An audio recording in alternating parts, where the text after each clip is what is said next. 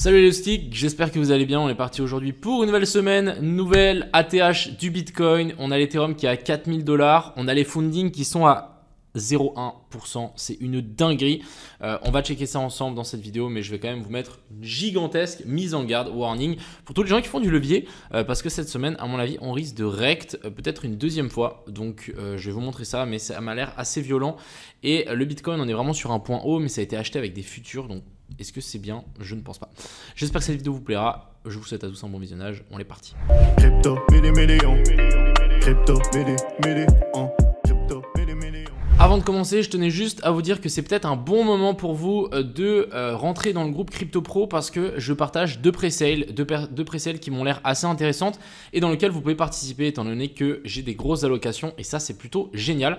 Donc si jamais ça vous intéresse, n'hésitez pas. Je rappelle que dans ce groupe, on fait du mentorat, on corrige des charts, je partage tous mes trades. Arthur s'occupe de toute la partie spot, donc on a quand même des très belles perfs et l'objectif c'est de surperformer le marché actuel. Donc c'est exactement ce qu'on est en train de faire avec par exemple le PIT qui est en train de faire des ATH sur ATH et bien évidemment il y a des formations, il y a aussi toute la partie airdrop etc. Donc vraiment c'est un accompagnement général, vous pouvez poser toutes vos questions, on sera là et vous savez que moi je suis addict au marché des cryptos, donc je suis tout le temps dans ce groupe là et je réponds à tous vos questions et aussi on discute ensemble, donc c'est plutôt sympa. Mais voilà, je vous tenais à vous dire que du coup il y a ces deux pré-sales qui vont arriver, il y en a déjà une en cours qui se termine mercredi, donc bougez-vous les fesses si jamais ça vous intéresse, et la deuxième elle arrivera la semaine pro et je pense qu'il y en aura d'autres parce qu'en fait les pré-sales c'est intéressant maintenant. Après pendant le bull run ou à la fin du bull run c'est plus intéressant parce que les tokens seront libérés en bear market et c'est pas forcément ce qu'on a envie de voir. Donc voilà, si jamais ça vous intéresse n'hésitez pas. Mais perso moi c'est ce que je fais actuellement, je mets dans beaucoup de pré-sales, donc j'essaie aussi de vous faire partager au maximum parce qu'on est là, on veut faire du gagnant-gagnant. C'est trop con de devenir riche tout seul, le mieux ce serait qu'on arrive à devenir riche tous ensemble. Voilà, sur ce petite parenthèse fermée, voilà, je vais pas forcément faire de la pub tout le temps, mais voilà, de temps en temps je pense que ça vaut la peine. Dernier truc aussi, si vous partagez à une pré-sale, vous pouvez vous désabonner du groupe plus tard et ensuite je vais vous faire un groupe avec que les gens qui ont participé à la pré-sale pour quand même vous puissiez recevoir les informations même si vous n'êtes plus dans le groupe Crypto Pro. Voilà, hier on a parlé de Orion, le projet il prend 23% aujourd'hui, donc je ne sais pas si c'est vous qui avez acheté en masse le token, on a 26%. Est-ce que c'est vous qui avez acheté en masse le token? Je ne sais pas, mais du coup plutôt pas mal mon call de hier, plus 26% directement, ça fait plaisir. Ensuite, on va directement passer sur ce qui nous intéresse le plus, c'est les fundings. Alors, les fundings, les gars, on est à 0,01%, c'est gigantesque. On a Alan qui nous a mis un petit tweet qui nous a montré que on avait pété la TH du top des fundings ici pendant l'ancien bull run. Donc vraiment, on est beaucoup plus haut. Faites attention, faites vraiment attention parce que souvent, quand on vient chercher des points hauts comme ça liquide assez violemment. Donc, vous voyez ici, on était monté assez haut. À chaque fois qu'on fait un pic, on a genre en général une liquidation de ces fundings. Donc là, clairement, on est sur des plus hauts. J'ai jamais vu des fundings. Ouais, on est sur un ATH, c'est normal que j'ai jamais vu. Voilà, mais ça me choque un petit peu. Du côté ici de l'open interest, on peut voir aussi qu'on a une hausse assez violente de cet open interest. Donc vraiment, on a des gens qui ont full long ces derniers mouvements. Donc celui-là et le mouvement qu'on a eu ici. Donc vraiment, on a des gens qui sont chauds, qui longuent le marché et ça continue à monter. Je voulais aussi quand même mettre en parallèle le spot. Ici, on le voit, hein, la ligne jaune qu'on voit ici, c'est le spot et on voit que le spot aussi monte. Donc en général, c'est quand même assez sain. Il y a le spot qui achète, on a les futurs qui achètent, on a les fundings qui montent. En général, ça va. Quand tout monte, c'est bien. Par contre, quand on a les fundings, l'open interest qui monte et que le spot qui descend, là, il y a anguille sous roche. Mais pour le moment, il y a tout qui monte, donc ça va. Personnellement, je m'attends quand même, et pourquoi pas une petite correction. Ce qu'on peut s'attendre sur ce BTC, donc hier, on avait parlé d'accumulation verticale. On a eu cette accumulation verticale. On avait aussi parlé de cette potentielle zone de fair value gap qu'on avait laissée ici en 4 heures. Qu'on est venu combler, donc vous voyez qu'ici on a une petite zone fair value gap, on est venu s'appuyer dedans, pas de clôture à travers, très propre. Là on aurait clairement pu trouver un achat au moment où la clôture en H4 a close dans la zone de fair value gap, on aurait pu prendre avec un stop loss ici en dessous, ça aurait fait une très belle, un très beau trade assez rapide en plus. Mais voilà, ce que je voulais vous montrer c'est que déjà hier on a eu plutôt juste et le truc ce qu'on pourrait voir c'est pourquoi pas nous voir un truc comme ça. Donc là, on accumule et on latéralise un petit peu au-dessus de ce potentiel range, de cette trendline. Mais souvent, des fois, ce qu'on fait, c'est qu'on réintègre et on chute assez fort ensuite. On a aussi une zone de fair value gap ici, juste en dessous, en 4 heures. Donc, on peut s'attendre, je pense, à une petite correction pour venir toucher cette zone de fair value gap. Et ensuite, à voir. Est-ce que on se fait rejeter assez violemment. Si on se fait rejeter assez violemment, là, je pense qu'on pourra faire, c'est potentiellement faire une parallèle par rapport à ça et venir chercher ces points bas. Je rappelle qu'ici, on a quand même une belle poche de liquidité qui s'est accumulée au fil du temps et on n'est pas à l'abri de vraiment redescendre jusqu'ici. Par contre, si on redescend là, ça sera un achat très très fort parce que c'est une pattern très très forte, c'est une flat si je ne dis pas de bêtises. On revient chercher là et ensuite ça part extrêmement fort. Donc ça, c'est quelque chose qu'on pourrait largement voir. Pour le moment, le Bitcoin reste complètement haussier, on latéralise tranquillement. Mais je verrai bien au moins une petite mèche ici pour ensuite si on veut repartir.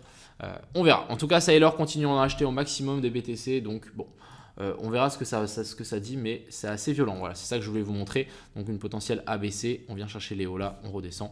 C'est quelque chose de complètement normal. Donc en tout cas, pour le moment, faites attention quand même avec ces fundings. Je sais que les alts, elles donnent envie de longue, mais voilà, les fundings, c'est quand même assez chaud.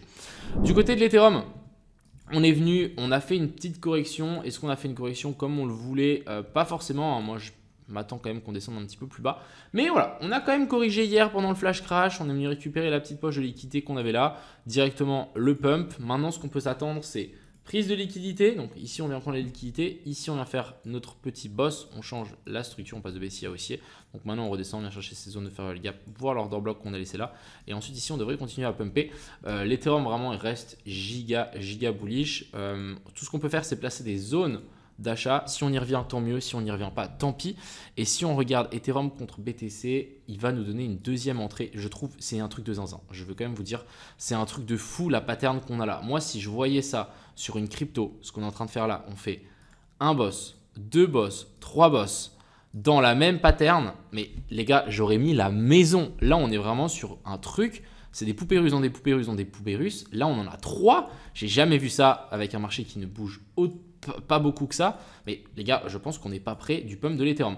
Et en plus, là, on est en train de nous faire notre petit dernier pullback. On viendra sans doute récupérer. Attends, la zone de fair value gap en daily, j'en ai vu une. Si je dis pas de bêtises, ouais. On en a une petite ici. On vient récupérer ça. Et ensuite, à mon avis, c'est départ. Hein. Même en 12 heures, elle a été prise. Mais là, les gars, en 3 jours, mais là, les gars, vous vous rendez même pas compte de ce qu'on est en train de build. Hein. Le pump qu'on va avoir ici sur Ethereum, mais vraiment, je pense que 10K sur Ethereum, c'est du pipi de chat.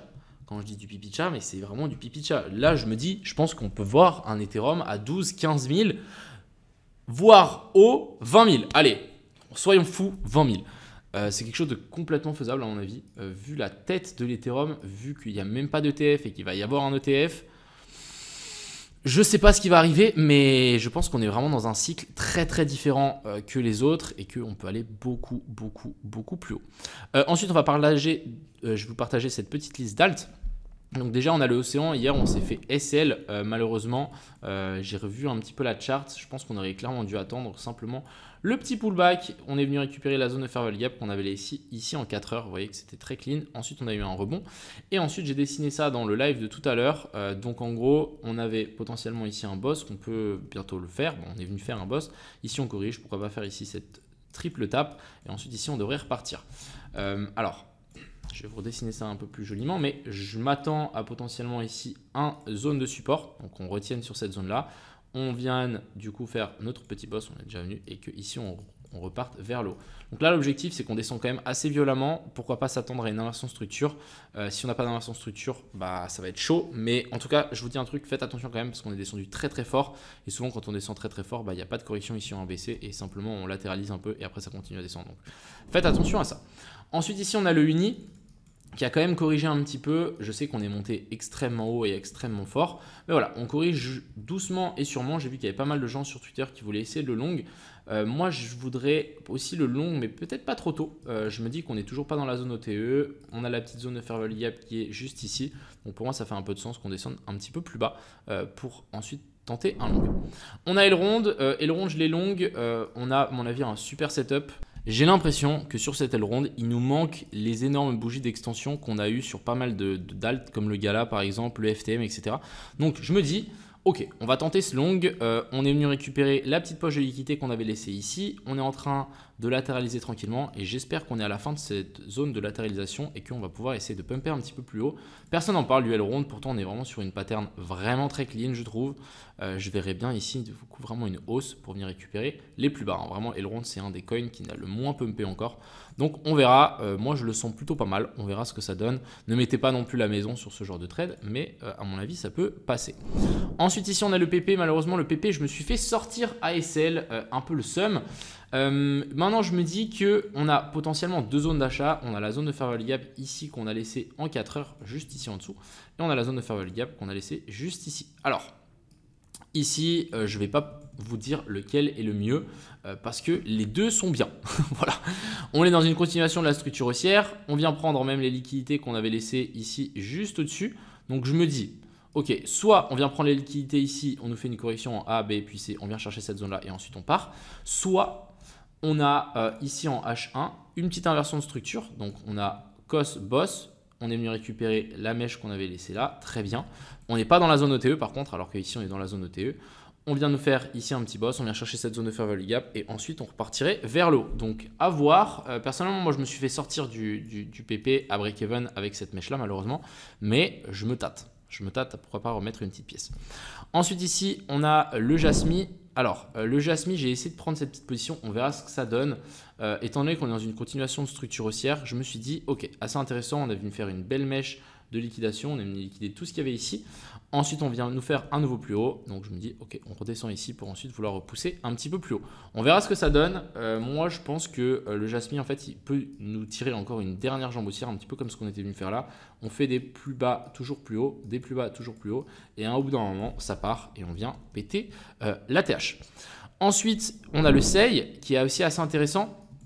Alors, c'est un peu le bordel sur le graphique, excusez-moi, mais je trouve assez intéressant qu'on a fait un giga pump. Et du coup, maintenant, est-ce qu'on ne pourrait pas avoir un retour dans la zone de fair value gap qu'on attend maintenant depuis un petit moment, qui se situe juste ici en dessous. On revienne récupérer cette zone-là, on nous fasse pourquoi pas un triple tap et ensuite on reparte vers le haut. Ça serait vraiment plutôt pas mal. Et on va finir avec le APT qui aussi est venu chercher beaucoup plus bas que ce que je pensais, mais on est venu chercher la zone OTE, donc des fois ça sert à rien de FOMO et se dire ok, est-ce qu'on est dans la zone OTE, oui ou non, si on ne l'est pas. On ne longue pas. Mais en gros, on est venu récupérer la mèche qu'on avait laissée là. Donc pas la mèche de liquidation, mais la mèche juste après. Hein, c'est souvent ce qu'on fait. On ne vient pas forcément récupérer la mèche de liquidation. Hop.